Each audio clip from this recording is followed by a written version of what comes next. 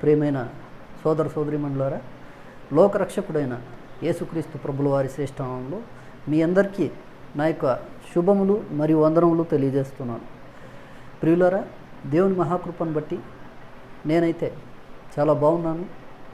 ఇంకా ఈ విధంగా మీ అందరి ముందుకు రాగలుగుతున్నాను. అదే సమయంలో ఈ యొక్క వీడియోని వీక్షించే లేదా వీక్షిస్తూ ఉన్న ఇంకా వీక్షించనై ఉన్న ప్రతి ఒక్క సోదరిమణికి కూడా నా యొక్క శుభములు తెలియజేస్తున్నాను. ఇంకా మీరందరూ కూడా దేవుని మహాకృప వలన బాగున్నారని తెలుస్తున్నాను. ఇందును బట్టి దేవాది దేవుడు మన ప్రభు అయిన యేసుక్రీస్తు ప్రభుల వారి నామమున స్తుతి నొందునుగాక. ఆమేన్. ప్రియులారా, ఈ యొక్క సమయంలో ఈ విధంగా మనమందరం కలుసుకునేందుకు నాకు ఇంకా మనకు అందరికీ కూడా దేవుడు దయచేసిన ఈ యొక్క అవకాశాన్ని బట్టి, సమయాన్ని బట్టి, ఇంకా ఇందు విషయమై ఆయన చూపిన ప్రేమను బట్టి, మన మీద ఉంచిన కృపను బట్టి కూడా ఆయనకు కృతజ్ఞతాస్తుతులు చెల్లిస్తూ ఉన్నాను. ప్రియులారా, ఈరోజు మనం చూసుకున్నట్టయితే మరింత దారుణంగా ఈ యొక్క కరోనా వైరస్ అనే ఈ యొక్క వ్యాధి లేదా ఈ యొక్క అంటువ్యాధి అనేకులకు వ్యాపిస్తూ ఉండడం మనం చూస్తున్నాం. ఇంకా అనేకులు ఆ యొక్క వ్యాధి బారిన పడటం మనం చూస్తూ ఉన్నాం. ఇంకా కొంతమంది అయితే స్వస్థపడి తిరిగి వాళ్ళ స్వగృహాలకు వాళ్ళు వస్తూ ఉన్నారు. ఇంకా మరికొంతమంది అయితే చనిపోతూ ఉన్నారు. మనం ఆలోచిస్తే ప్రియులారా, ఇప్పుడున్న పరిస్థితులను బట్టి చూస్తే మానవ జాతి మనుగడ చాలా కష్టంగా ఉంది. ఇప్పుడున్న పరిస్థితుల్లో రోజు రోజుకు కూడా ఈ యొక్క వ్యాధి తీవ్రత లేకపోతే ఈ యొక్క వ్యాధి ప్రభావం అధికమైపోతూ ఉంది. కాబట్టి ఈ యొక్క పరిస్థితుల్లో ముఖ్యంగా ఒక విషయాన్ని అందరి ముందుకు తీసుకురావాలని, అలాగే ఈ యొక్క విషయంలో మనమందరం కూడా ఒక మంచి స్పష్టత తీసుకుని ఒక మంచి విషయాన్ని నేర్చుకుని ఇంకా ఇప్పుడున్న పరిస్థితుల్లో మన యొక్క కర్తవ్యం ఏంటి అన్న విషయాన్ని మనం గ్రహించి ఆ యొక్క కర్తవ్యాన్ని పాటించే దిశగా మనమందరం ముందుకు సాగాలి అన్న ఒక మంచి ఉద్దేశంతో నేను ఈ యొక్క విషయాన్ని మీ ముందుకు తీసుకురావడం జరుగుతుంది. ఇంకా ఆలస్యం చేయకుండా మనం విషయంలోనికి వెళ్ళిపోదాం. ఈరోజు మనం విషయం ఏంటి అంటే, ఈరోజు మనం మాట్లాడుకోబోయే లేకపోతే నేను మీ ముందుకు తీసుకొస్తూ ఉన్న విషయం ఏంటి అంటే, మనుష్యుని యొక్క జీవితకాలం లేదా మనుష్యుని యొక్క ఆయుష్కాలం లేదా మనుష్యుని యొక్క బ్రతుకు కాలం. ఇంతకుముందే ఒక వీడియో లేదా 2 వీడియోస్ చేయడం జరిగింది. అయితే ఆ యొక్క విషయాల్లో చెప్పిన లేదా ఆ యొక్క వీడియోలో చెప్పిన విషయాలు వేరు, ఈరోజు నేను మీ ముందుకు తీసుకురాబోయే విషయాలు కూడా వేరు. 2 ఒకటే అని దయచేసి అనుకోకండి. ఆ విషయాలు వేరు, ఈ విషయాలు వేరు. గ్రహించండి. ఈ వీడియోని స్కిప్ చేయకుండా చివరి దాకా చూడండి. ఒక మంచి స్పష్టతను ఈ యొక్క విషయంలో తీసుకునండి. ఇప్పుడున్న పరిస్థితుల్లో తద్వారా మన కర్తవ్యం ఏంటి అన్నది స్పష్టంగా తెలుసుకొనండి. ఆ విధంగా మన యొక్క జీవితాల్ని ముందుకు సాగించే విధంగా దేవుని సహాయం కోసం ప్రార్థన అనేది చేస్తూ తద్వారా ఆ విధంగా మన జీవితాల్ని ముందుకు సాగేలా చూసుకుందాం. మీ యొక్క అనుదిన ప్రార్థనలో నన్ను కూడా జ్ఞాపకం చేసుకోనండి. దయతో నా కోసం కూడా ప్రార్థించండి. మరిన్ని సందేశాలు ఈ విధంగా మీ ముందుకు తీసుకొచ్చే విధంగా మరిన్ని విషయాలు మీకును అలాగే మీకు బోధిస్తూ అదే సమయంలో నేనును నేర్చుకునేలాగును ఇంకా ఆ యొక్క వాక్యానికి అనుగుణంగా మనమందరం కూడా జీవిస్తూ దేవుని ఆశీర్వాదానికి తద్వారా దగ్గరవుతూ అనేకులను ఆయన యొక్క ఆశీర్వాదానికి పాత్రులను చేసే విధంగా మన జీవితాన్ని ముందుకు సాగించేందుకు గాను మనం ముందుకు సాగిపోదాం. దేవుని ఆశీర్వాదాన్ని తద్వారా పొందుకుని సుఖ సంతోషాలతో మన జీవితాలను ముందుకు సాగిద్దాం. ఇందుకు గాను దేవుడు మనకందరికీ కూడా సహాయం చేయనుగాక. ఆమేన్. పోతే ఇక విషయానికి వస్తే, ఆయుష్కాలం నరుని యొక్క లేదా మనుష్యుల యొక్క ఆయుష్కాలం అన్న ఒక విషయాన్ని గురించి మనం మాట్లాడితే, ఈ యొక్క ఆయుష్కాలాన్ని మొదటగా లేదా ఈ యొక్క ఆయుష్కాలం మనిషికి ఎలా లభించింది అన్న ఒక విషయాన్ని మనం ఆలోచించుకున్నట్టయితే, ఈ యొక్క ఆయుష్కాలాన్ని దేవుడే స్వయంగా మనిషికి ఇవ్వడం జరిగింది. తద్వారా ఆ యొక్క ఆయుష్కాలంతో ప్రతి మనిషి కూడా ఈ యొక్క లోకంలో జీవితాన్ని గడుపుతూ ఉండడం మనం చూస్తూ ఉన్నాం. అనగా ఈ యొక్క జీవితాన్ని ప్రతి మనిషి కూడా ఈ యొక్క లోకంలో దేవుడిచ్చిన ఆయుష్కాలంతోనే జీవితాన్ని గడుపుతూ ఉన్నాడు అని మనం గ్రహించాల్సిన అవసరత ఎంతైనా ఉంది. అఫ్కోర్స్ చాలామంది ఇప్పటికే దేవుని బిడ్డలైన ప్రతి ఒక్కరికి కూడా ఈ యొక్క విషయం తెలుసని అనుకుంటున్నాను. తెలియని వాళ్ళు అయితే ఎవరు ఉండరు. అయినప్పటికీ ఈ యొక్క విషయం మీకు తెలియదనే ఉద్దేశంతో నేను చెప్పడం లేదు, కానీ అనేకులకు తెలియదు. ఈ యొక్క వీడియో ఎవరైతే చూస్తారో వాళ్ళల్లో తెలియని వాళ్ళు కూడా ఉండొచ్చు. వాళ్ళు తెలుసుకోవాలి అనే ఒక ఉద్దేశంతో ఈ యొక్క విషయాన్ని చెప్తున్నాను. కానీ ఈ దేవుని బిడ్డలైన వాళ్ళకు తెలియదనే ఉద్దేశంతో అయితే నేను ఈ యొక్క విషయాన్ని చెప్పడం లేదు. ఇక విషయానికి వస్తే, ఈ యొక్క మనుష్యుని ఆయుష్కాలం, మనిషికి ఉన్న ఆయుష్కాలాన్ని ఎవరిచ్చారు అంటే దేవుడిచ్చాడు. దేవుడిచ్చాడు అనగా దేవుడిచ్చాడు మనిషికి ఇచ్చాడు అనగా ముందుగా బాగా స్పష్టంగా ఆలోచించినట్టయితే, దేవుడు ఎందుకు ఇచ్చాడు, ఒక కారణం అనేది ఉంటుంది. కారణం లేకుండా అయితే ఇవ్వడు అన్న ఒక స్పష్టత కూడా మనకు వస్తుంది. ఈ స్పష్టత వచ్చినప్పుడు ఆ కారణం ఏంటి అన్న విషయాన్ని కూడా మనం ఆలోచించాల్సిన అవసరం ఎంతైనా ఉంది. కాబట్టి ఈరోజు ఆలోచిద్దాం.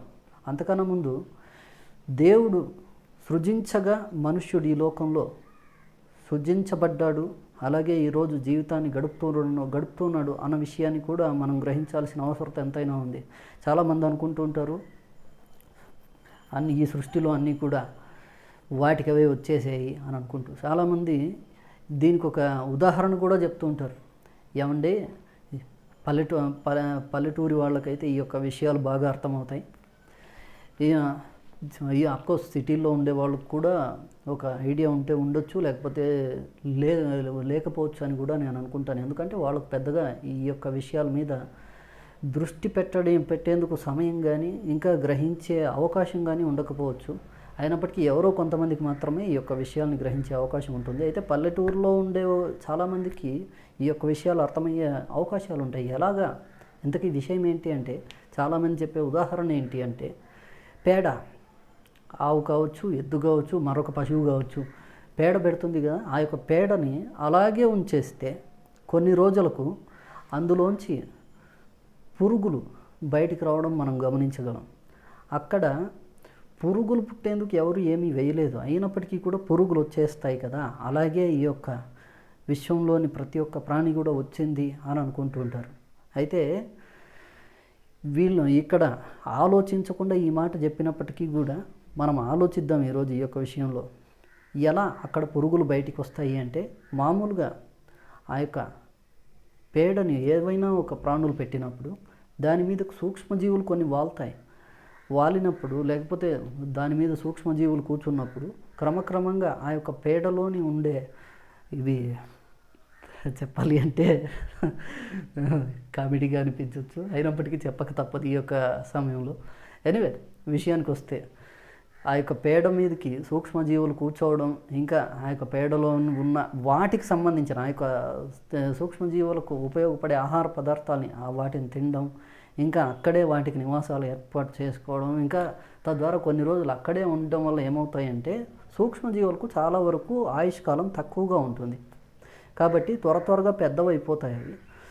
ఆ యొక్క పెద్దవైతే కానీ ఆ సూక్ష్మజీవులు కనిపించే అవకాశం ఉండదు మనుష్యుల కంటికి. చిన్నగా ఉన్నప్పుడు కనిపించవు, అందుకే వాటిని సూక్ష్మజీవులు అని పేరు పెట్టడం కూడా జరిగింది, మనం మామూలుగా పిలవడం కూడా జరుగుతూ ఉంటుంది. ఆలోచిస్తే ప్రియులారా, సూక్ష్మజీవులు వచ్చి వాలి అక్కడ వాటికి సంబంధించిన ఆహార పదార్థాలను తిని, తద్వారా అవి ఇది చెప్పాలంటే అభివృద్ధి చెంది దేహ దారుఢ్య విషయంలో అభివృద్ధి చెంది, తద్వారా మనుష్యులైన మనకు కనిపించే స్థాయికి వస్తాయి. అంతకుముందు దేహం అభివృద్ధి చెందకముందు, లేకపోతే దేహం లావు కాకముందు అవి కనిపించే అవకాశం ఉండదు. కాబట్టి అక్కడ ఏమీ లేదు అనుకుంటాం అంతకుముందు చూసినప్పుడు ఎవరైనా కూడా. అయితే అవి దేహాలు ఎప్పుడైతే పెద్దవిగా మారుతాయో అప్పుడు మనకు కనిపిస్తాయి. అప్పుడు మనం ఏమనుకుంటాం మామూలుగా అంటే ఇవి పేడలోంచి ఉత్పత్తి అయ్యాయి అని అనుకుంటాం. ఆ విధంగా ఈ పేడలోంచి ఆటోమేటిక్గా ఉత్పత్తి అయ్యాయి అనే ఒక అభిప్రాయానికి చాలామంది రావడం జరిగింది తప్పితే వాస్తవానికి జరిగే ఒక ప్రక్రియ ఇది అక్కడ. అంతేగాని పేడలోంచి వాటికవే పుట్టేసుకుంటూ అంటూ రావండి. ఈ యొక్క విషయాన్ని దయచేసి గ్రహించాలని అందరికీ కూడా విజ్ఞప్తి చేసుకుంటూ ఉన్నాను. పోతే ఇక విషయానికి వస్తే ఈ యొక్క సృష్టిలోని ప్రతి ఒక్క ప్రాణి కూడా ఎలా వచ్చింది అనేసి అంటే వాటికదే రాలేదండి. సృష్టికర్త అనే ఆయన వీటన్నిటిని సృజించడం జరిగింది. ఆయన పేరు తెలుగు భాషలో చెప్పుకోవాలంటే ఉన్నవాడు అని దేవాది దేవుడైన సృష్టికర్త రాయించిన ఈ యొక్క గ్రంథం చెప్తుంది. అనగా ఈ యొక్క గ్రంథంలో మనమందరం చదివి తెలుసుకోవాలనే ఒక ఉద్దేశంతో ఆయన ఈ యొక్క గ్రంథంలో రాయించి మనుష్యులైన మన చేతికి ఈరోజు అందించడం జరిగింది. కాబట్టి ఆయన పేరేంటి అనంటే తెలుగు భాషలో ఉన్నవాడు అని మనం చెప్పుకోవచ్చు. ఇదే హీబ్రూ భాషలోకి వెళ్తే యహ్వే అని అనొచ్చు, ఇంకా కొన్ని భాషలో యెహోవా అని అనొచ్చు, ఇంకా కన్నడ భాషలో పోతే యెహోవను అని అంటారు. ఇంకా చెప్పాలంటే తమిళ భాషలోనికి మనం వెళ్ళి చూసుకున్నట్టయితే యెగోవా అని అంటారు. కాబట్టి పోతే ఇక విషయానికి వస్తే ఇక ఎటు తిరిగి ఉన్నవాడు అన్నదే దీని అర్థం. ఇంతకు మించి వేరే అర్థాలంటూ ఏమీ రావు. ఇంకా చెప్పాలి అనేసి అంటే అర్థమవడం కోసం భాషను బట్టి పేరు మార్చడం జరిగింది తప్పితే చాలామంది ఈరోజు దీనికి వేరే భాష్యాలు కూడా పలికేవాళ్ళు ఉండొచ్చు. ఎలాగంటే మీరు అలా పిలుస్తారు, మేము ఇలా పిలుస్తాం, ఎటుపోయినా దేవుడు ఒక్కడే అనేసి అంటూ ఉంటారు వాళ్ళ యొక్క వక్రమైన వాదనని నిరూపించుకునే కోసం. అయితే వాస్తవానికి చూసుకున్నట్టయితే దేవుడికి పేరంటూ ఒక్కటే ఉంది, అది ఉన్నవాడు అని మాత్రమే ఉంది. ఈ కన్నడ భాషలో ఇంకా ఒక విషయాన్ని మనం చూసుకోవచ్చు, ఇరువాతను అని కూడా అంటారు. పోతే విషయానికి వస్తే దేవునికి పేరు ఏది అంటే ఆయన ఏదైతే చెప్పుకున్నాడో అదే ఆయన పేరు. స్వయంగా చెప్పాలంటే నా పేరు ఇది అని స్వయంగా ఆయనే చెప్పి మరీ రాయించాడు ఈ యొక్క గ్రంథంలో. కాబట్టి ఆయన ఏదైతే చెప్పాడో అదే ఆయన పేరు అవుతుంది, కానీ మనం పెట్టుకున్నది ఆయన పేరు ఎప్పుడూ కాదండి. కాబట్టి ఈ వక్ర భాషలు ఎవరైతే పలికే వాళ్ళు ఉన్నారో వాళ్ళు ఈ యొక్క విషయాన్ని గ్రహించాల్సిందిగా కోరుతున్నాను. ఇకపోతే విషయానికి వస్తే ఆ యొక్క సృష్టికర్త అయిన ఉన్నవాడు అనే దేవుడు మన మనుషులైన మనందరి ఆత్మలను మనకు దయచేసినవాడు. అనగా మన అందరి ఆత్మలకు ఆయన సృష్టికర్త అనగా తండ్రి. కాబట్టి ఆ యొక్క తండ్రి ద్వారా మనమందరం కూడా ఉత్పత్తి చెంది లేకపోతే ఆయన సృజింపబడి ఈ యొక్క లోకంలో ఆయన ద్వారా సృజింపబడి ఈ యొక్క లోకంలో ఆయన ఇచ్చిన ఆయుష్కాలంతో మనం బతుకుతూ ఉన్నవాళ్ళం. ఇంకా ఈరోజు ఈ విధంగా చలిస్తూ ఉన్నవాళ్ళం. చూస్తే ఇక విషయానికి వస్తే ఎందుకు అసలు ఈ యొక్క ఆయుష్కాలాన్ని లేదా ఈ యొక్క లోకంలో మనల్ని సృజించింది ఎందుకు, ఆయుష్కాలాన్ని ఇచ్చింది ఎందుకు, ఇంకా ఇక్కడ మనకు అవసరమైనవన్నీ కూడా సమకూరుస్తూ మనం బతికేందుకు అవకాశం కల్పిస్తున్నది ఎందుకు అన్న విషయాన్ని మనం ఒకసారి ఆలోచిస్తే, మొదటగా ఆయుష్కాలం అనుకున్నాం కదా, ఆయుష్కాలాన్ని గురించి మనం చూసుకున్నాం. ఆలోచిస్తే మొదటగా సృజింపబడిన మానవుడు ఇంకా ఈ సృష్టి ఆరంభంలోనే మనుషులందరూ కూడా ఎంతకాలం బతికారు, వారి ఆయుష్కాలం ఎంత అనంటే అప్పటికి 1000 సంవత్సరాల ఆయుష్కాలం ప్రతి ఒక్కరికి కూడా ఇవ్వబడింది. ఆలోచిస్తే అప్పటికి 1000 సంవత్సరాల ఆయుష్కాలం ప్రతి ఒక్కరికి కూడా ఇవ్వబడింది. అప్పట్లో ఎంతకాలం బతికారు అనంటే మొదటి మనుషుడు 930 ఏండ్లు బతికి చనిపోవడం మనం గమనించగలం. ఇక ఆయన సంతానంగా వచ్చిన మనుషులంతా ఎంతకాలం బతికారు అనేసి అంటే మొదటి మనిషి ఎన్నాళ్ళు బతికాడంటే 912 ఏండ్లు బతికాడు రెండో మనిషి. ఆ తర్వాత 905 ఏండ్లు బతికాడు. ఆ తర్వాత 910 ఏండ్లు బతికాడు మరొక మనిషి. ఆ తర్వాత 800 95 ఏండ్లు మరొక మనిషి, అనగా 895 ఏండ్లు మరొక మనిషి బతికాడు. ఆ తర్వాత 962 ఏండ్లు మరొక మనిషి బతికాడు. ఈ విధంగా చూసుకున్నట్టయితే మరొక మనిషి ఇక ఇలా చదువుకుంటూ పోతే చివరగా ఒక మనిషిని గురించి రాయబడింది. ఆయన మెతుషల అనే ఒక వ్యక్తి. ఆయన బతికిన కాలం 969 ఏండ్లు. ఈ విధంగా చూసుకున్నట్టయితే మొదటి తరంలో బతికిన ఆయుష్కాలం ఇది. అయితే అప్పుడు అంత ఉన్న ఆయుష్కాలము ఈరోజు ఎందుకు ఇలా కనీసం 100 సంవత్సరాలు కూడా ఖచ్చితంగా బతకలేని ఒక పరిస్థితి ఎందుకు వచ్చింది ఈరోజు? 1000 సంవత్సరాలు అప్పుడు ఉన్నప్పుడు ఇప్పుడెందుకు ఇలా అని ఆలోచిస్తే చూద్దాం ఒకసారి. అసలు ఆయుష్కాలాన్ని ఎందుకు ఇచ్చాడు అనే ఒక విషయాన్ని చూసుకున్నట్టయితే, ఆయుష్కాలం ఎంత ఇచ్చాడో చూసుకున్నాం ఇంతవరకు. ఇప్పుడు ఆయుష్కాలము ఎందుకు ఇచ్చాడో చూసుకుందాం. వాస్తవానికి చూసుకున్నట్టయితే దేవుడు మనిషిని తన పోలికతో తన స్వరూపమందు సృజించాడు. తన పోలిక తన స్వరూపం అంటే, పోలిక అనంటే దేవునికంటూ ఒక పోలిక ఉంటుందా అని ఎవరికైనా అనుమానం రావచ్చు. అయితే అనగా బైబిల్ ద్వారా దేవుడిచ్చే ఆన్సర్ లేదా జవాబు ఏంటి అంటే, దేవునికంటూ పోలిక ఉంది. ఆ పోలిక ఏంటి అంటే పరిశుద్ధత. అది ఆయన పోలిక. ఇంకా స్వరూపం అంటే ప్రేమ. ఆయన స్వరూపం ఏది అంటే ప్రేమ స్వరూపం అయింది. చూసుకుందాం ఒకసారి. ఆ యొక్క విషయాలు కూడా చూసుకుందాం. తన సేవకుని ద్వారా మాట్లాడుతూ ఏమని చెప్పాడో ఒకసారి చూసుకుందాం. ఎఫెసీయులకు రాసిన పత్రిక 5వ అధ్యాయము 1వ వచనం మనం ఒకసారి చదువుకుందాం. అక్కడ ఏముంటుందో ఒకసారి స్పష్టంగా చదివి మరి తెలుసుకుందాం. ఎఫెసీయులకు రాసిన పత్రిక 5వ అధ్యాయం 1వ వచనం. కావున మీరు ప్రియులైన పిల్లల వలె దేవుని పోలి నడుచుకొనుడి అని అంటున్నాడు. దేవుని పోలి నడుచుకొనుడి అనడు అంటే, దేవుడు ఏ విధంగా అయితే నడుచుకుంటాడో ఆ విధంగా మీరు నడుచుకోండి అని అంటున్నాడు. అనగా దేవుని పోలిక అంటే నడవడికకు సంబంధించింది అని అర్థం. దేవుని యొక్క పోలిక ఏంటి అంటే పరిశుద్ధత. అందుకే ఆయన చెప్తాడు, నేను పరిశుద్ధుడునై ఉన్న ప్రకారం మీరును పరిశుద్ధులై ఉండుడి. అది సమస్త ప్రవర్తన యందు కూడా పరిశుద్ధులై ఉండుడి అని అంటాడు అక్కడ.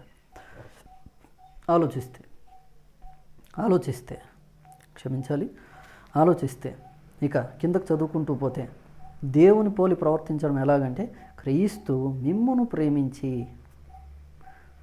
ఆయన పోలి నడుచుకోవడం ఎలాగంటే, దేవుడు ఏ విధమైన క్రియలు అయితే ఆయన చేస్తాడు, ఆ యొక్క ఇంకా ఏ విధమైన ప్రవర్తనను కలిగి ఉన్నాడో, లేకపోతే ఏ విధమైన స్వరూపాన్ని కలిగి ఉన్నాడో ఆ విధంగా ఉండడమే పోలి నడుచుకోవడం. ఇంకా ఆయన చేసిన క్రియ ఏంటి అంటే, మొదటగా ఆయనను పోలి నడుచుకున్న వ్యక్తిని ఇక్కడ ఒక ఆయన్ని చూపిస్తున్నాడు. ఆయన ఎవరు అంటే ప్రభు అయిన యేసుక్రీస్తు వారు. ఆయన ఏ విధంగా తండ్రి అయిన దేవుణ్ణి పోలి నడుచుకున్నాడు అంటే, ప్రేమించాడు, మనలను ప్రేమించి పరిమళ వాసనగా ఉండుటకు మన కొరకు తన్ను తానే దేవునికి అర్పణముగాను బలిగాను అర్పించుకొనెను. అలాగుననే మీరును ప్రేమ కలిగి నడుచుకొనుడి అని అంటున్నాను. పరిశుద్ధతలో మొదటి క్రియ ఇది అని ఇక్కడ మనం చూసి తెలుసుకోవచ్చు. ఇంకా రెండవదిగా చూసుకుంటే, ఇంకా మీలో జారత్వమే కానీ, ఏ విధమైన అపవిత్రతయే కానీ, లోభత్వమే కానీ వీటి పేరైనను ఎత్తకూడదు అని అంటున్నాడు. ఎందుకు అంటే, ఇదే పరిశుద్ధులకు తగినది అని అంటున్నాడు. చూసుకున్నట్టయితే పరిశుద్ధత అంటే వీటన్నిటినీ పక్కకు తోసేసి, వేటన్నిటినీ అనేసి అంటే జారత్వం కావచ్చు, లేకపోతే అపవిత్రత కావచ్చు, లేకపోతే లోభత్వం కావచ్చు, వీటన్నిటినీ ఇంకా చెడ్డ క్రియలు ఏవైతే ఉన్నాయో వాటన్నిటిని కూడా పక్కకు తోసేసి ప్రేమని కలిగి ఉండాలి. మొదటి క్రియ. 2, అంతకంటే ముందు పరిశుద్ధతను కలిగి ఉండాలి. ఆ పరిశుద్ధతను క్రియల్లో చూపించాలి. క్రియల్లో చూపించడం అంటే ఒక ప్రేమను కలిగి ఉన్నప్పుడే అది సాధ్యం. కాబట్టి ప్రేమను కలిగి వ్యవహరించాలి అని అంటున్నాడు. ఇంకా చెప్పాలి అంటే, ఈ విధమైన క్రియలు చేసేందుకు లేదా ఈ విధమైన క్రియలు చేస్తూ జీవితాన్ని గడిపేందుకు మనుష్యుణ్ణి ఈ లోకంలో దేవుడు సృజించడం జరిగింది. మనమందరం కూడా ఈరోజు ఈ యొక్క విషయాన్ని గ్రహించాలి. ఈ యొక్క క్రియలు ఈ విధంగా జీవించేందుకు, ఇలాంటి క్రియలను చేస్తూ ఈ లోకంలో మన జీవితాన్ని గడిపేందుకు మనందరినీ కూడా ఈ యొక్క లోకంలో దేవుడు సృజించడం జరిగింది. కాబట్టి ఈ విధమైన క్రియలతోనే మనమందరం జీవితాన్ని గడపాల్సి ఉంది అన్న విషయాన్ని మనమందరం ఈరోజు గ్రహిద్దాం. ఇంకా ఇవన్నీ ఎప్పుడు సాధ్యమంటే ఆత్మను, దేవుడు మనకు అందరికీ దయచేసిన ఆత్మను అనుసరించినప్పుడు, లేదా ఆత్మ ఏ విధంగా అయితే మనల్ని ఉండమని మనకు సూచిస్తుందో ఆ విధంగా మనం ఉన్నప్పుడు మనం దేవుని ఆశీర్వాదానికి పాత్రలు అవ్వగలం. ఇంకా ఆయన యొక్క దీవెనను అందుకొని సుఖశాంతులతో మన జీవితాన్ని గడపగలం. ఇంకా అందుకోసమే ఈ విధమైన క్రియలు చేయమని చెప్తున్నాడు. అయితే వీటికి విరుద్ధమైన క్రియలు మాత్రం ఎప్పుడూ కూడా చేయకూడదు. చేసామా దండనకు అర్హులవుతాం. ఎందుకు అంటే అవన్నీ చెయ్యమని ఆయన చెప్పలేదు. పరిశుద్ధంగా ఉండండి, ప్రేమను కలిగి ఉండండి అని మాత్రమే ఆయన చెప్పాడు. కనుక మనం ఆ పరిశుద్ధతను కాపాడుకునేందుకు ప్రేమను కలిగి ఆత్మ కలుగు చేసే సమాధానాన్ని మనమందరం కూడా అనుసరించి నడిచినప్పుడే దేవుని యొక్క దీవెనను, ఆశీర్వాదాన్ని కూడా పొందుకోగలం. ఇవన్నీ కాకుండా వీటికి వ్యతిరేకమైన క్రియలు అంటే ఆత్మకు వ్యతిరేకమైన క్రియలు అనగా శరీర సంబంధమైన క్రియలు. అవన్నీ అనుసరించి నడిచినప్పుడు మనము దండనకు లేక శిక్షకు అర్హులవుతాం. ఇంతకీ అవేవో చూద్దాం. అదే ఎఫెసీయులకు రాసిన పత్రిక 2వ అధ్యాయము 3వ వచనం చూసుకుందాం ఒకసారి. దేవుని ఉగ్రత మనుష్యుని మీదకి ఎప్పుడు వస్తుంది లేదా ఎందుకు వస్తుంది అన్న విషయాన్ని మనం చూసుకుందాం. ఎందుకు వస్తుంది, ఎప్పుడు వస్తుంది అంటే ఒక ఎఫెసీ సంఘానికి రాస్తూ ఈ విషయాలను చెప్తున్నాడు ఇక్కడ. వారితో కలిసి మనమందరమును శరీరం యొక్కయు మనస్సు యొక్కయు కోరికలను నెరవేర్చుకొనుచు మన శరీరాశలను అనుసరించి మునుపు ప్రవర్తించుతూ కడమవారి వలనే స్వభావ సిద్ధముగా దైవోగ్రతకు పాత్రులమై ఉంటేమి అన్నట్టు చూస్తే దేవుని ఉగ్రత వచ్చేందుకు కారణాలు ఇక్కడ చెప్తున్నాడు. ఆ కారణాలు ఏంటి అంటే శరీరం యొక్కయు మనస్సు యొక్కయు ఆశలను నెరవేర్చుకుంటూ జీవితాన్ని గడిపినప్పుడు దేవుని ఉగ్రత మన మీదకు వస్తుంది. తద్వారా శిక్షార్హులం మనం అవుతాం, అనగా శిక్షార్హులుగా మారుతాం, దేవుని దండనకు గురి అవుతాం. అప్పుడే ఆయన యొక్క శిక్ష మన మీదకు పడే అవకాశం ఉంది.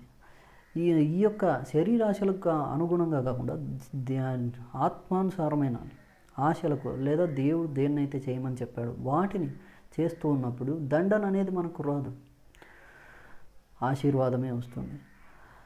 ఆ యొక్క ఆశీర్వాదాన్ని మనం పొందాలి అంటే ఆత్మానుసారమైన క్రియల్ని మనం చేస్తూ వెళ్ళాలి. ఆత్మానుసారమైన క్రియలు అనగా ఒకటి పరిశుద్ధత, రెండోది ప్రేమ.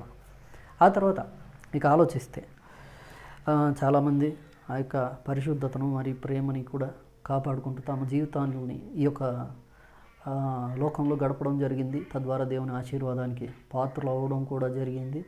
ఆయన యొక్క దీవెనని లేదా ఆశీర్వాదాన్ని పొందుకొని సుఖశాంతులతో తమ జీవితాన్ని గడపడం కూడా జరిగింది. అయితే ఈరోజు చాలామంది వ్యతిరేకంగా నడిచి ఏమి దేవుని నుంచి శిక్షణ పొందారు లేకపోతే దండనను పొందారు, తమ జీవితాలను ఏం కోల్పోయారు తమ జీవితాల్లో అన్న విషయాలను మనం చర్చిస్తున్నాం కనుక చూద్దాం. ఇప్పుడు దేవుని దండన ఎందుకు వస్తుంది అన్న విషయాన్ని మనం చూసుకున్నాం. ఇంకో విషయాన్ని కూడా మనం చూసుకుందాం.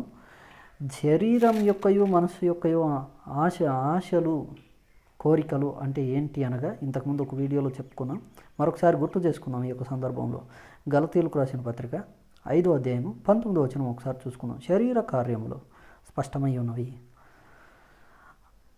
అనగా అంటూ ఇక్కడ చెప్తున్నాడు. శరీరం యొక్కయు మనసు యొక్కయు ఆశలు లేదా కోరికలు అంటే ఏవో ఇక్కడ మనం చూసుకోవచ్చు. 1 జారత్వము, 2 అపవిత్రత, 3 కాముకత్వము, 4 విగ్రహారాధన, 5 అభిచారము, 6 ద్వేషములు, 7 కలహము, 8 మత్సరములు, 9 క్రోధములు, 10 కక్షలు, 11 భేదములు, 12 విమతములు, 13 అసూయలు, 14 మత్తతలు, 15 అల్లరితో కూడిన ఆటపాటలు అని అంటున్నాడు.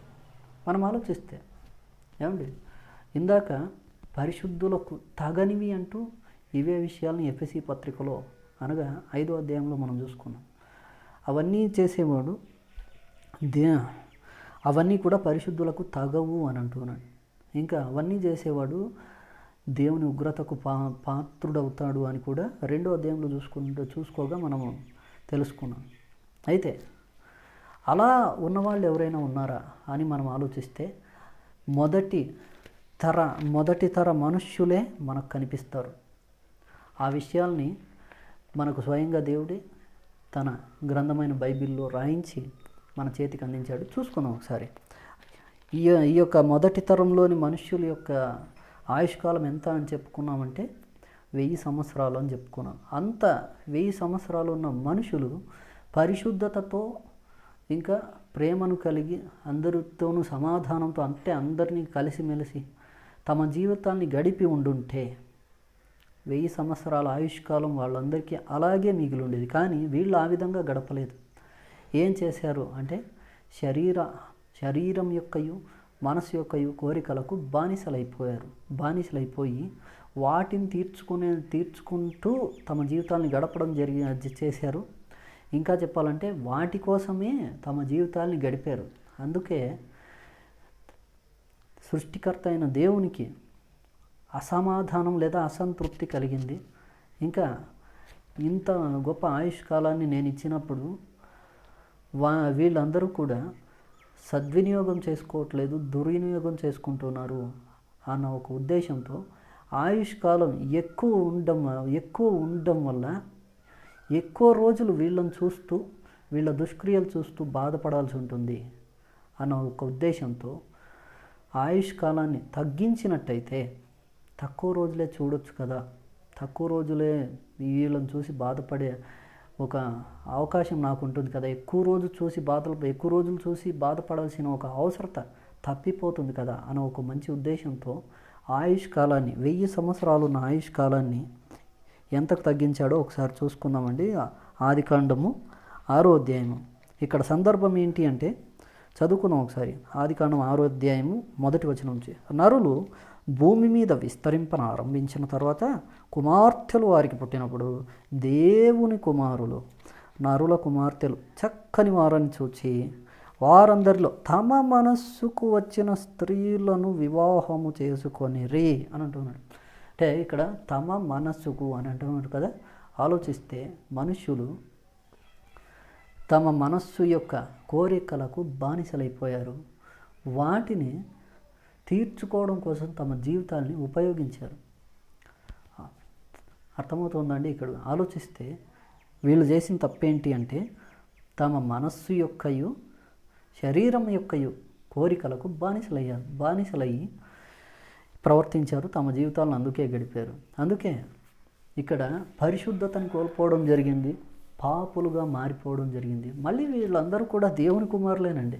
ఆలోచిస్తే ఈ యొక్క విషయంలో ఆలోచిస్తే చాలామంది ఈరోజు మేము దేవుని కుమారులం అని అంటున్నారు. ఇంకా ఇప్పుడు చస్తే మేము పరలోకానికి వెళ్తాం, ఇంకెక్కడికి వెళ్ళమని కూడా ఒక గొప్ప ధీమాతో ఉన్నారు. పరలోకం అదే అనే ఒక ఉద్దేశంతో. అయితే ఆలోచిస్తే అండి, ఎంత దేవుని కుమారులు అయినప్పటికీ కూడా ఇంకా కొంతమంది అనుకుంటున్నారు మేము మా తాతల ముత్తాతల నుంచి కూడా క్రైస్తవులే, మా తాతలు ముత్తాతలు అంతా క్రైస్తవులు కాబట్టి వాళ్ళకు పుట్టిన మేము క్రైస్తవులే, కాబట్టి మేమందరం కూడా అసలు సిసలైన క్రైస్తవులు, ఇంకా మేము క్రీస్తు 2వ రాకడలో అసలు సిసలైన క్రైస్తవులు కాబట్టి, ఇంకా పుట్టుకతో క్రైస్తవులు కాబట్టి క్రీస్తు 2వ రాకడలో ఖచ్చితంగా ఎత్తపడతాం అని అనుకుంటున్నారు. చాలా తప్పండి. ఇక్కడ ఈ వాక్యం అందుకు సపోర్ట్ చేయడం లేదు.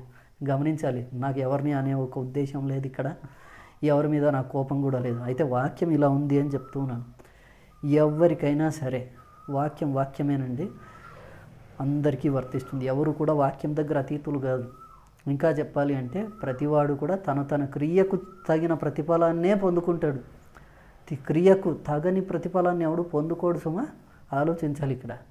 అందుకే రోమియోలకు రాసిన పత్రికలో పౌలు గారు రాస్తూ 9వ అధ్యాయం 7 నుంచి చదువుకున్నట్టయితే ఏమంటాడంటే, ఒక మాట చదువుకుందామండి. అక్కడ చాలా బాగుంటుంది ఆ యొక్క విషయం అంతా కూడా.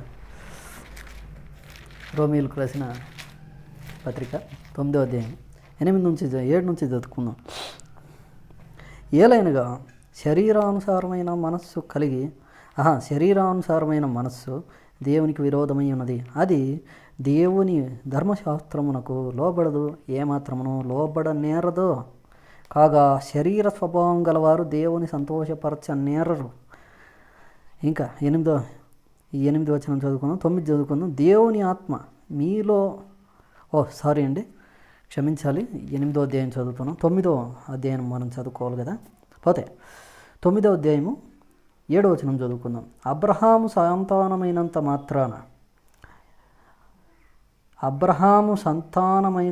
మాత్రము చేత అందరూ పిల్లలు కారు, ఇస్సాకు వలనైనది నీ సంతానము అనబడును అని ఇక్కడ చెబుతూ తర్వాత ఏం చెప్తున్నాడు అంటే, అనగా శరీర సంబంధులైన పిల్లలు దేవుని పిల్లలు కారు, కానీ వాగ్దాన సంబంధులైన పిల్లలు సంతానమని ఎంచబడుదురు. వాగ్దాన రూప వాక్యం ఇదే అంటూ ఇంకా ఆలోచిస్తే ముఖ్యంగా మనం చదువుకోవాల్సిన విషయం 8వ వచనం, 9వ అధ్యాయం 8వ వచనం చూసుకుంటే, శరీర సంబంధులైన పిల్లలు దేవుని పిల్లలు కారు, కానీ ఆ వాగ్దాన సంబంధులైన పిల్లలు సంతానమని ఎంచబడుదురు అని అంటున్నాడు. ఇక్కడ ఆలోచిస్తే అండి, ఇక్కడ మనం చూసుకున్నట్టయితే బాగా మనం గ్రహించగలిగిన విషయం ఏంటంటే, అబ్రహాము సంతానంలో చాలామంది పుట్టారు. అయితే ఆయన కడుపున పుట్టినంత మాత్రాన అందరూ కూడా దేవుడు అబ్రహామును ఏ విధంగా అయితే దీవించాడో, లేదా దేవుని చేత అబ్రహాము ఎంత గొప్ప దీవెన అయితే పొందుకున్నాడో అంత గొప్ప దీవెనను ప్రతి ఒక్క బిడ్డ పొందుకోలేకపోయాడు. ఎందుకు అంటే అబ్రహాముకు సంబంధించిన, లేకపోతే అబ్రహాములో దేవుని మీద ఉన్న ఈ విశ్వాసం ఏదైతే ఉందో అది చాలామందికి లేకపోయింది. అందుకే దేవుని ద్వారా ఈ అబ్రహాము దేవుని నుండి ఏ యొక్క ఆశీర్వాదాన్ని అయితే పొందుకున్నాడో ఆ గొప్ప ఆశీర్వాదాలని వాళ్ళు పొందుకోలేకపోయారు. ఎందుకు అంటే అబ్రహాముకున్న విశ్వాసం వాళ్ళకు లేదు, ఇంకా ఆ యొక్క విశ్వాస జీవితం వాళ్ళకు లేదు.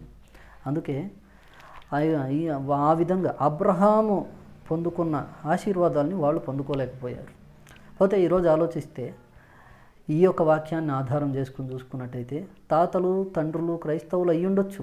అయితే వాళ్ళకున్న విశ్వాసం నాలో కావచ్చు, లేకపోతే నీలో కావచ్చు, సోదరి ఉంటే అప్పుడే నువ్వు క్రైస్తవురాలు, లేదా నువ్వు క్రైస్తవుడివి కావు, క్రైస్తవురాలివి కావు.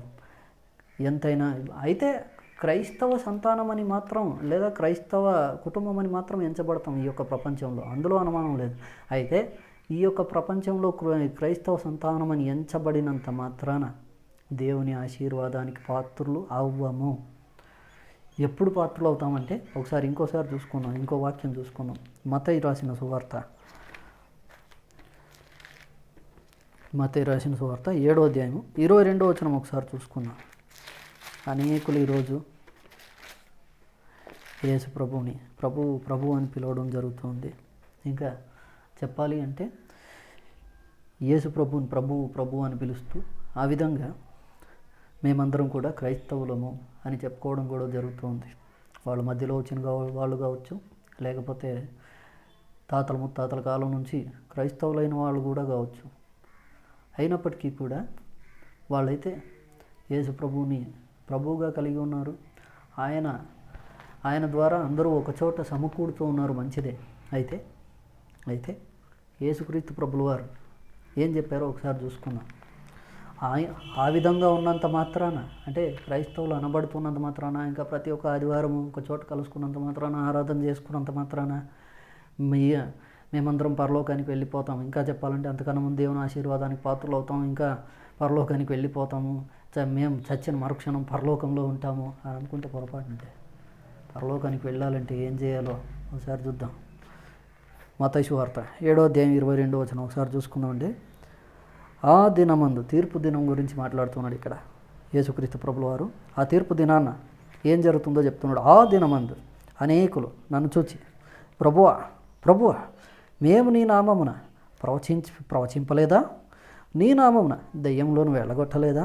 నీ నామమున అనేకమైన అద్భుతములు చేయలేదా అని చెప్పదురు.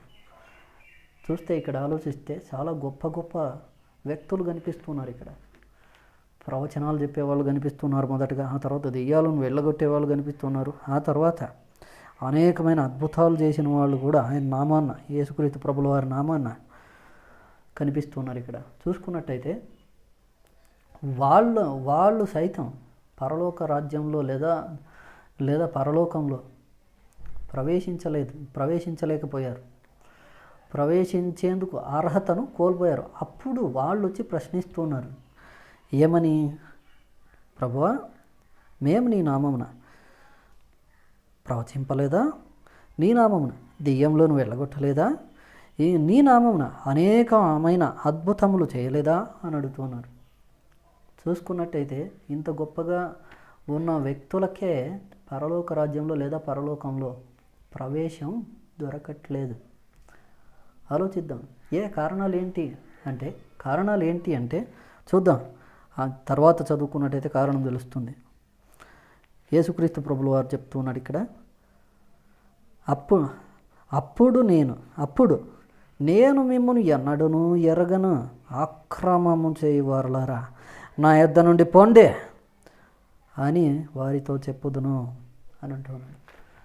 వీళ్ళందరినీ కూడా ఆ విధంగా నా యొద్ద నుండి పొంది నేను మిమ్మల్ని ఎన్నడూను ఎరగను అని చెప్తును అంటున్నాడు. అంటే ఇక్కడ గమనించినట్టయితే వీళ్ళందరూ కూడా పరలోకాన్ని పోగొట్టుకునే ఒక కారణం ఏంటి అంటే అక్రమం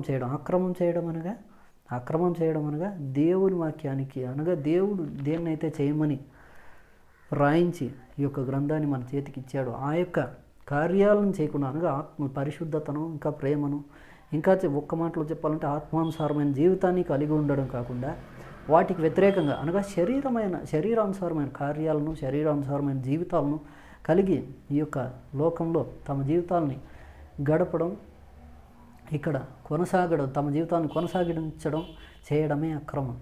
ఆ విధంగా చేసిన మనుష్యులకు ఈ విధంగా చెప్తున్నాడు, అక్రమం చేయవారు మీరందరూ కూడా. కాబట్టి మీరు నా యొద్ద నుండి వెళ్ళిపోండి. మీరు ఎన్ని చేసినప్పటికీ కూడా నా నామాన్న అవన్నీ కాదురా నాయన, పరలోకంలో ప్రవేశించాలి అనేసి అంటే, పరలోకాన్ని ప్రవేశించాలి అంటే అక్రమం చేయకుండా ఉండాలి. అక్రమం చేయకుండా ఉండాలి అంటే క్రమంలో ఉండాలి అని అర్థం. క్రమంలో ఉండడం అంటే ఆ విధంగా కూడా చూసుకున్నాం.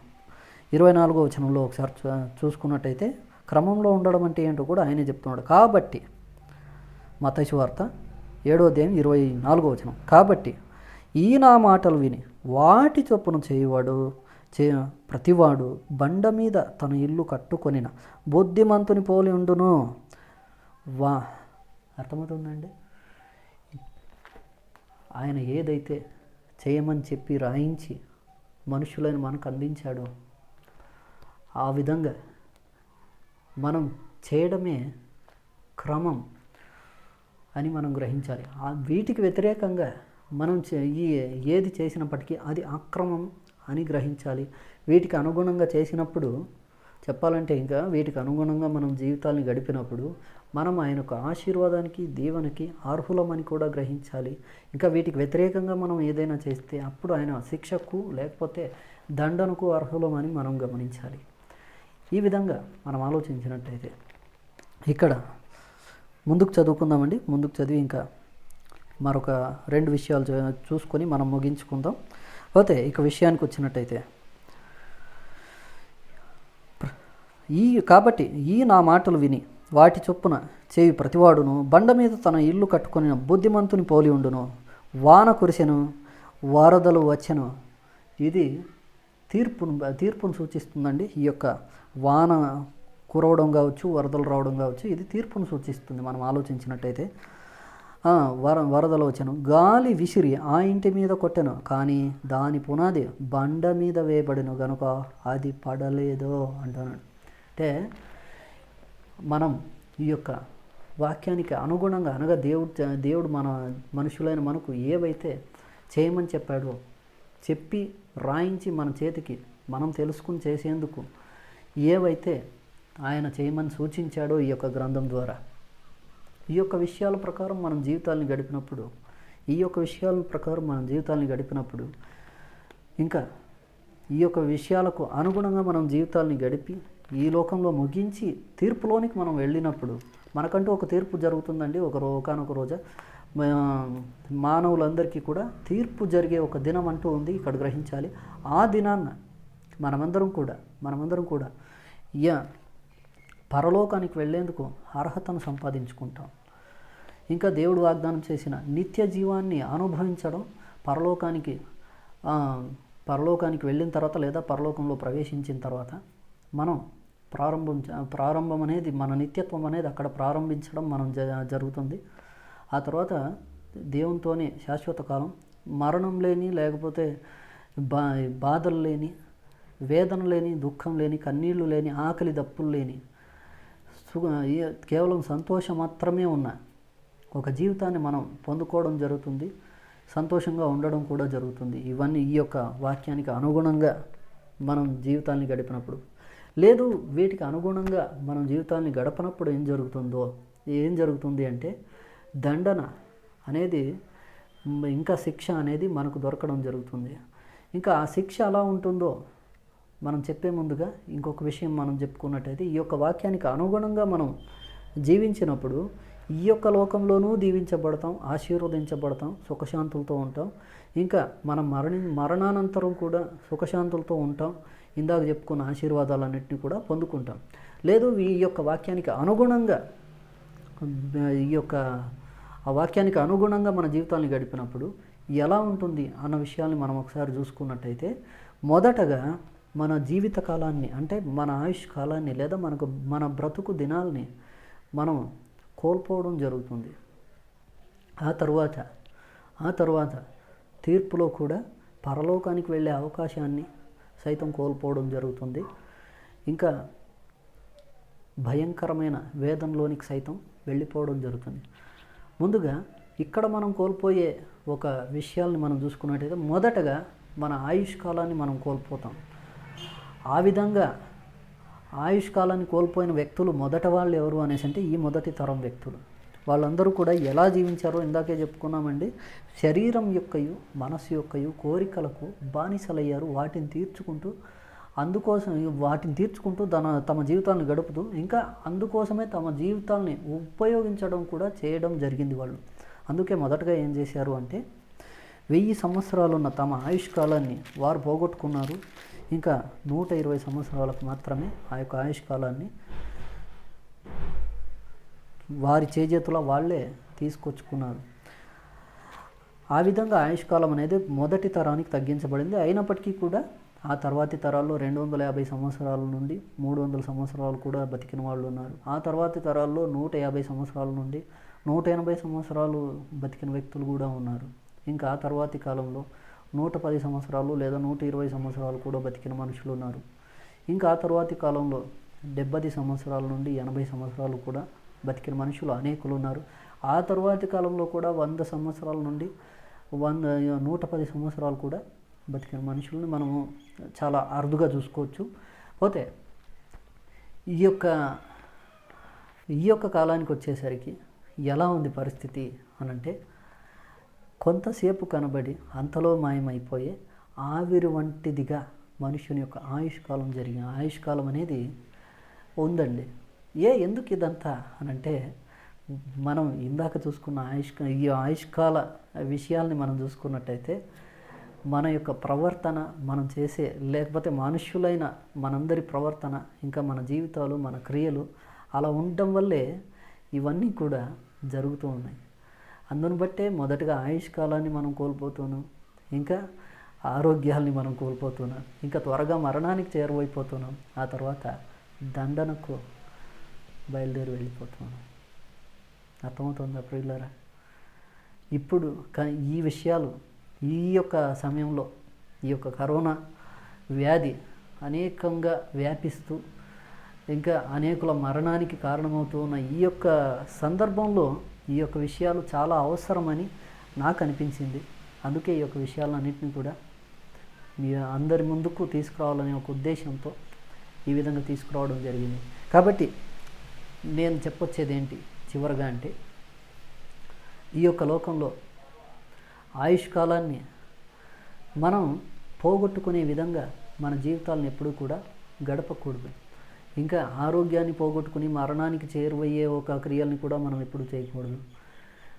చేయకుండా ఆయుష్కాలాన్ని కాపాడుకునే విధంగా, మన జీవితకాలాన్ని కాపాడుకునే విధంగా, లేకపోతే మన ఆరోగ్యాన్ని కాపాడుకునే విధంగా, ఇంకా దేవుడు మనకు దయచేసిన ఆయుష్కాలం మొత్తాన్ని కూడా పరిపూర్ణంగా అనుభవించి ఇక్కడ నుంచి ఇంకా దేవుడు మన కోసం ఏర్పాటు చేసిన ఎన్నో మన కోసం ఆశీర్వాదాలు లేకపోతే బహుమానాలు మన కోసం దేవుడు ఏర్పాటు చేయడం జరిగింది. వాటన్నిటిని కూడా సంపాదించుకునే విధంగా మన జీవితాలను మనం గడపాల్సిన అవసరం ఎంతైనా ఉంది. ఆ విధంగా గడిపినప్పుడు మొదటగా ఆయుష్కాలాన్ని కాపాడుకుంటాం, రెండవదిగా ఆరోగ్యాన్ని కాపాడుకుంటాం, మూడవదిగా దేవుడు మన కోసం ఏర్పాటు చేసిన ప్రతి ఒక్క బహుమానాన్ని కూడా సంపాదించుకుంటాం. కాబట్టి ఈ యొక్క విషయాలన్నింటినీ కూడా గ్రహిద్దాం. మన యొక్క జీవితాలను ఇంతవరకు మనం ఎలా గడిపామో అన్నది ఒకసారి చూసుకుంటూ, ఇంతవరకు మనం మన యొక్క జీవితాల్ని ఈ యొక్క వాక్యానికి అనుగుణంగా గడిపామా లేదా అన్న విషయాల్ని మనలో మనం ఆత్మవిమర్శ చేసుకుంటూ, ఒకవేళ ఈ విధంగా ఈ యొక్క వాక్యానికి అనుగుణంగా మన యొక్క జీవితాన్ని మనం గడిపామా, ఆ విధంగానే ఇక ముందు కూడా గడిపేందుకు మనకు సహాయం దయచేయమని దేవుణ్ణి వేడుకున్నాం. ఒకవేళ ఈ యొక్క వాక్యానికి అనుగుణంగా మన జీవితాన్ని గడపలేదా ఇక ముందు గడిపేందుకు గాను మనం వేగిరపడదాం. అందుకు గాను మనకు అవసరమైన సహాయం దయచేయమని ప్రార్థన చేసుకుందాం దేవునికి. దేవుడు అందుకు మనకు సహాయం చేయనుగాక. ఆమేన్. ఇక చివరి విషయం ఏంటి అంటే, నేను చెప్పిన విషయాలు అందరికీ అర్థమయ్యాయి అనుకుంటాను. ఆయుష్కాలం ఎందుకు తగ్గించబడింది అనేసి. ఇంకా చివరిగా ఒక విషయం చెప్తాను.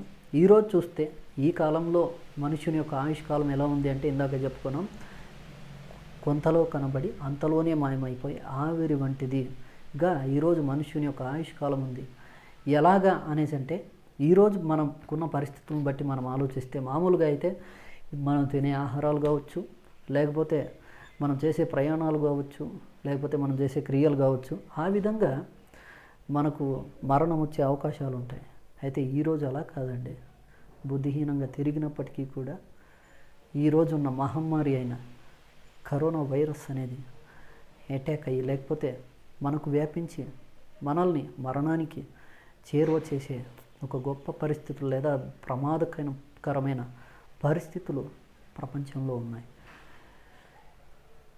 ఇప్పుడు ఆలోచిస్తే, ఈ యొక్క వ్యాధిని బట్టి ఆలోచిస్తే, కొంతలో కనబడి అంతలో మాయమైపోయే ఆవిరి వంటిది కాదా అండి మన ఆయుష్కాలం? కాబట్టి జాగ్రత్త పడదాం ప్రియులారా. ఇంతకుముందు ఒక వర్తమానంలో చెప్పుకున్నట్టు, ఒక మనుష్యుడు ఎలా త్వరగా మరణిస్తాడు అని మనం ఇంతకుముందు చెప్పుకున్నాం కదా. ప్రసంగి 7:17 ప్రకారం అధికంగా దుర్మార్గ పనులు చేసినప్పటికీ కూడా చనిపోయే అవకాశం ఉంది. 2 బుద్ధిహీనంగా తిరిగినా కూడా చనిపోయే అవకాశం ఉంది. అధికంగా దుర్మార్గ పనులు 1, 2 బుద్ధిహీన ప్రవర్తన 2 చేస్తే ఈ లోకంలో త్వరగా చనిపోయే అవకాశమే కాదు, పరలోకానికి అనగా దేవుడు మన కోసం ఏర్పాటు చేసిన లోకానికి, ఇంకా ఆయన మన కోసం ఏర్పాటు చేసిన ఎన్నో బహుమానాలను పొందుకునేందుకు కూడా వెళ్ళేందుకు మనం అవకాశాన్ని కోల్పోయే అవకాశం మనం ఉంది. ఇంకా వాటన్నిటిని పోగొట్టుకోవడమే కాకుండా భయంకరమైన నరకాగ్నిలోనికి జారిపోయే అవకాశం, ఒక ప్రమాదం కూడా లేదా అవకాశం కూడా ఉంది. కాబట్టి ఈ యొక్క దినాన్న చూసుకున్నట్టయితే ఈ యొక్క విషయాలన్నింటినీ కూడా గ్రహిద్దామండి. తద్వారా ఇంతవరకు 1000 సంవత్సరాలు ఉన్న ఆయుష్కాలం, మొదటగా చూసుకున్నట్టయితే 1000 సంవత్సరాలు ఉన్న ఆయుష్కాలం తర్వాత 120 సంవత్సరాలకు వచ్చింది. ఆ తర్వాత 70 సంవత్సరాలకు వచ్చింది. ఇప్పుడేమో కొంతలో కనబడి అంతలో మాయమైపోయే ఆవిరి వంటి ఆయుష్కాలంగా మారిపోయింది. అనగా ఏ క్షణానైనా మనుష్యుడైన వ్యక్తి చనిపోయే ఒక పరిస్థితులు ఈరోజు ఏర్పడ్డాయి. కాబట్టి వీటన్నిటికీ కారణాలు ఏంటి అంటే, ఇందాకే చెప్పుకున్నాం, మళ్ళీ గుర్తు చేస్తున్నాను. 1, మనం చేసే దుర్మార్గ పనులు అయ్యే అవకాశాలు ఉంటాయి. 2, బుద్ధిహీన ప్రవర్తన అయినా అయి ఉంటుంది. ఈ రెండిట్లో మనం ఏ దుర్మార్గ పనులు చేసేవారుగా ఉన్నామా ఏమైనా దిద్దుకుందాం. తద్వారా మన ఆయుష్కాలాన్ని కాపాడుకుందాం, ఆరోగ్యాన్ని కాపాడుకుందాం, సుఖశాంతులతో ఈ లోకంలో మనం జీవించే ఒక గొప్ప అవకాశాన్ని దేవుని ద్వారా పొందుకున్నాం. ఇంకా బుద్ధిహీన ప్రవర్తన ఉన్నప్పటికీ కూడా త్వరగా చనిపోయే ఆరోగ్యాన్ని, ఇంకా ఇప్పుడున్న పరిస్థితుల్లో చూసుకున్నట్టయితే ఆరోగ్యాన్ని, తద్వారా జీవితకాలాన్ని కోల్పోయే అవకాశాలు ఉంటాయి. కాబట్టి బుద్ధిహీన ప్రవర్తనను కూడా మనలో ఉన్నట్టయితే మనం సరి చేసుకుందాం. తద్వారా మన ఆరోగ్యాన్ని ముందుగా కాపాడుకుందాం, ఆ తర్వాత జీవితకాలాన్ని కాపాడుకుందాం, ఆ తర్వాత సుఖశాంతులతో బతికేందుకు ఇక దేవుడు మన కోసం ఏర్పాటు చేసిన ప్రతి ఒక్క దీవెనని, బహుమానాన్ని పొందుకునేందుకు అవకాశాన్ని పొందుకోవడం కోసం మన జీవితాలని గడుపుదాం. తద్వారా దేవుని ఆశీర్వాదానికి చేరువవుతాం. దేవుడు అందుకు మనందరికీ కూడా సహాయం చేయనుగాక. ఆమేన్. అందరికీ వందనాలండి. దేవుని చిత్తమైతే తప్పకుండా మరొక మంచి సందేశంతో మిమ్మల్ని అందరినీ కూడా కలుస్తాను. అంతవరకు సెలవు.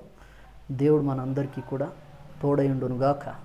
ఆమేన్. ఇంకా మనలందరినీ కాచి కాపాడి సురక్షితంగా ఉంచి దేవుని కోసం గొప్పగా మనమందరం కూడా ఈ యొక్క లోకంలో బతికేందుకు గాను అవకాశం కల్పించి, ఆ విధంగా ఉండేందుకు కూడా సహాయాన్ని అందించి, ఆ విధంగా మనమందరం కూడా ఉండేలా చూచునుగాక. ఆమేన్.